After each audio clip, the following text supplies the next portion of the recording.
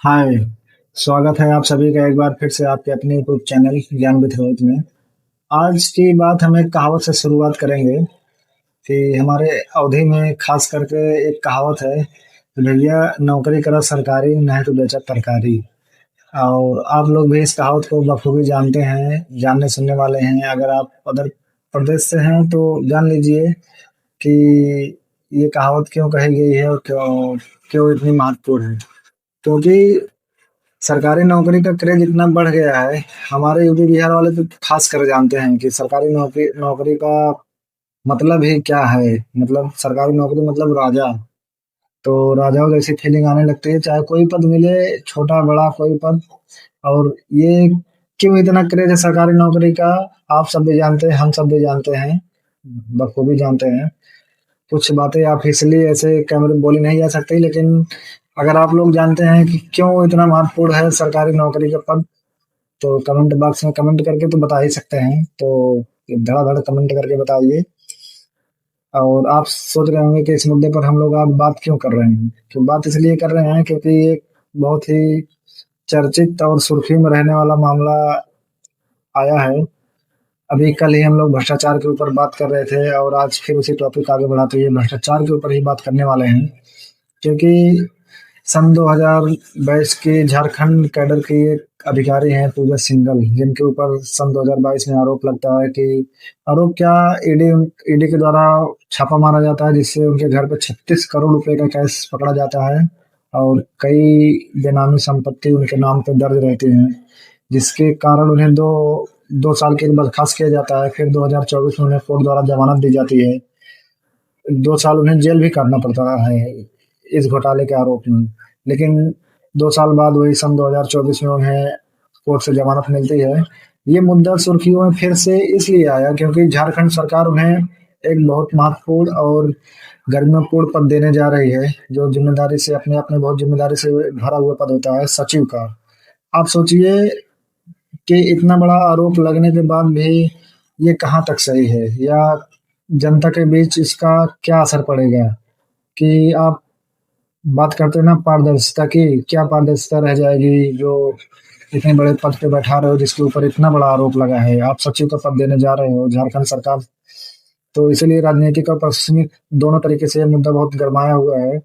क्योंकि लोगों के बीच भी आक्रोश है। आप प्रशासनिक पद इसीलिए दिया जाता है कि वो जनता के बीच जाके अपनी बात रखें, जनता को अपनी बातों से संतुष्ट करें। लेकिन आप सोचिए, खुद एक जिनके ऊपर इतना बड़ा आरोप लगा है, वो क्या जनता को संतुष्ट करेंगे, या सचिव के पद पे रहेंगे तो क्या ही वो निर्णय लेंगे या क्या ही वो योजना बनाएंगे। तो यही सब बातें हैं।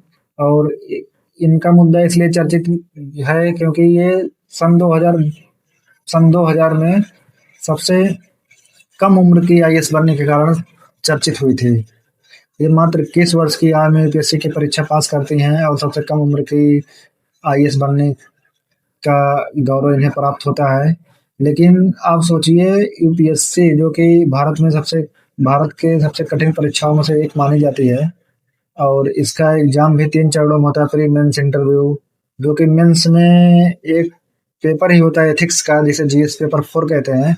उसमें बस यही पढ़ाया जाता है, कर्तव्य निष्ठा, नैतिकता, ईमानदारी। लेकिन आप सोचिए, क्या ये लोग केवल पेपर देकर, ईमानदारी की बात पढ़ के, कर्तव्य निष्ठा की बातें पढ़ के केवल अपने तक ही सीमित रखते हैं, जनता तक सीमित रखते हैं। और आरोप इनका किस घोटाले में लगा, मनरेगा में। अब वो मनरेगा का पैसा सोचिए, जो कि आम जनता और गरीब के लिए आवंटित होता है, उसमें 36 करोड़ रुपए का घोटाला एक अधिकारी के द्वारा किया जाता है। जो कि अभी ये पूरी तरीके से सिद्ध नहीं हुआ है, मामला कोर्ट में चल रहा है, बाकी जो आएगा वो देखा जाएगा। लेकिन आप सोचिए, इतना बड़ा घोटाला, ये आम जनता का पेट काटने का कार्य ये सब करते हैं। अगर इतना बड़ा घोटाला इनके द्वारा किया गया, तो इनके नीचे जो अधिकारी गए होंगे, या जो ब्लॉक स्तर और तहसील स्तर के अधिकारी होंगे, कहाँ तक पैसा गया होगा, कौन कौन खाया होगा।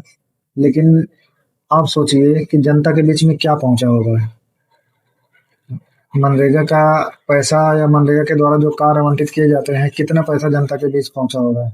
तो बस इसीलिए हमारे यहाँ शायद सरकारी नौकरी फेमस है, या सरकारी नौकरी का क्रेज है। क्योंकि सरकारी नौकरी लगते हैं जैसे पंख लग गए हैं लोगों के। तो ये हम नहीं कह रहे हैं कि ये आरोप लगा रहे हैं कि सभी अधिकारी भ्रष्ट होते हैं या सभी के द्वारा किया जाता है, लेकिन सरकारी नौकरी का क्रेज क्यों है? आप खुद सोचिए कि हम लोग सरकारी नौकरी के पीछे या हम्म, आम जनता सरकारी आम जनता कहना सॉरी कि आम विद्यार्थी सरकारी नौकरी के पीछे क्यों भाग रहा है? तो बस यही सब बातें हैं। सरकारी नौकरी के कई फायदे हैं, जिसमें एक फायदा ये भी है, और एक फायदा तो दहेज वाला भी होता ही है। तो आप सब जानते ही हैं। तो इससे ज्यादा हम लोग क्या ही बोलें। तो ऐसे ऐसे अधिकारी हैं जो हमारे देश को, समझ लो, एक भ्रष्टाचार ऐसा दीमक है जो देश को अंदर ही अंदर खोखला कर जा रहा है। आप सोचिए कि आप जरूरत से ज्यादा क्या करेंगे लेके, किसी का हक खा के, किसी का हक मार कर आप क्या ही कर लेंगे? एक वो भी जमाना था, शायद हम लोग सुने, आप जानते भी होंगे, ऐसे नेता और ऐसे महापुरुष पैदा हुए हैं हमारे देश में कि उनसे सबक लेने की बहुत ज्यादा जरूरत है हम लोगों की। हम लोगों की क्या, ये जो भ्रष्टाचार करने पे तुले हैं, आप सोचिए वो सरकार में रहते हुए भी उतना ही पैसा लेते थे या खर्च करते थे जितने से उनकी जरूरत पूरी हो जाए, उनके घर की जरूरत पूरी हो जाए। एक बार तो वो शायद रेल रेल मंत्री थे, रेल दुर्घटना होती जिसके कारण उन्होंने अपना पद त्याग दिया। जिससे उन्होंने खुद जेल जाना उन्होंने स्वीकार किया। तो उन सरकार द्वारा उन्हें खर्चे भेजे जाते थे, तो उन्होंने सरकार को खुद खत लिखा कि हमारी जरूरत यहाँ जेल में रह के जो कार्य कराया जाता है उससे पूरी हो जाती है, तो आप कृपा करके हमें पैसा ना भेजें, ये पैसा आप आम जनता को दें, जहाँ जरूरत है वहां दें। आप सोचिए ऐसे महापुरुष हमारे देश में पैदा हुए हैं, लेकिन एथिक्स और नैतिकता का पाठ पढ़ने के बाद भी लोग हमारे यहाँ भ्रष्टाचार करने पे आतुर हैं। तो हमारा देश कहाँ जाएगा? और ये भ्रष्टाचार वो कर रहे हैं, लेकिन इसका भुक्तभोगी पूरा देश है।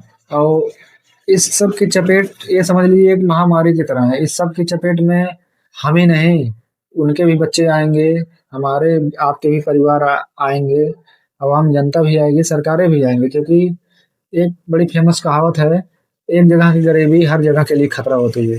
तो सोचिए, आप जो जरूरत से ज्यादा धन इकट्ठा करके बैठा है, जिसे ना कोई जरूरत, अब सोच 36-36 करोड़ रुपए कैश लेके बैठे हैं, कितनी जरूरत उनकी है कि पूरी नहीं हो रही है? जो भी इतना कैश है, कई बेनाम संपत्तियां हैं, इतना ही संपत्ति बनाना तो मेहनत कीजिए ना।